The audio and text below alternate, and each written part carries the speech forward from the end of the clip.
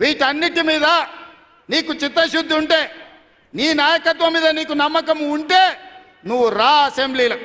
ఈ వివరాలన్నీ అసెంబ్లీలో పెడతా, చర్చ చేద్దాం. ఆయన కొడితేనంట బలంగా కొడతాడంట.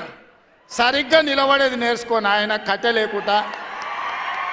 నీ పరిస్థితి ఎట్లుందో తెలంగాణ సమాజానికి తెలియదా? నువ్వు తూగుతున్నావా, సోగుతున్నావా, నువ్వు నిలబడగలిగే పరిస్థితిలో ఉన్నవా? ఆయన బలంగా కొడతాడంట, ఆయన లేచి వస్తాడంట.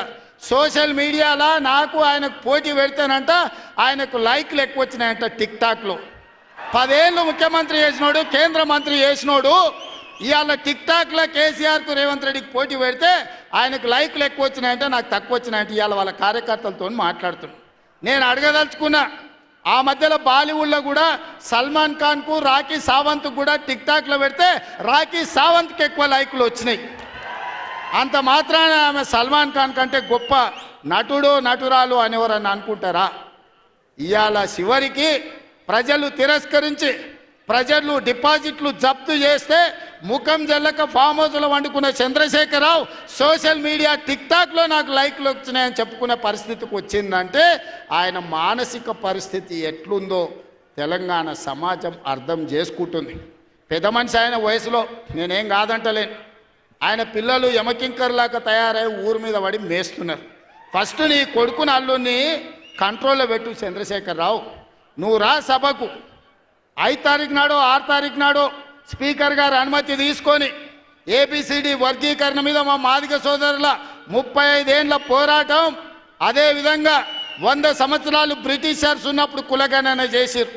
100 ఏళ్ల వరకు బలైన వర్గాలు ఎంతమంది ఉన్నారో వాళ్ళ లెక్క వాళ్ళకే తెలియదు. ఎంతోమంది ప్రధానమంత్రులు ముఖ్యమంత్రులు మారినారు కానీ బీసీల లెక్కలు తేల్చలేదు. కానీ భారత్ జోడోలో రాహుల్ గాంధీ ఇచ్చిన మాట ప్రకారం ఈరోజు కాంగ్రెస్ పార్టీ బీసీల లెక్కలు తేల్చింది, ఇంటింటికి పోయింది, లెక్క కట్టింది. రాబోయే 2 తారీఖు నాడు బీసీ కులగణన నివేదిక రాబోతుంది. అదేవిధంగా మాదిగల వర్గీకరణ మీద కూడా జ్యుడిషియల్ కమిషన్ నివేదిక ఇవ్వబోతుంది.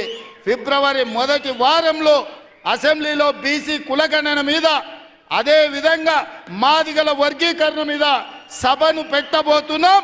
నీకు చేతనైతే చిత్తశుద్ధి ఉంటే సభకు రా, చర్చ చేద్దాం. నువ్వా మేమా తేల్చుకుందాం.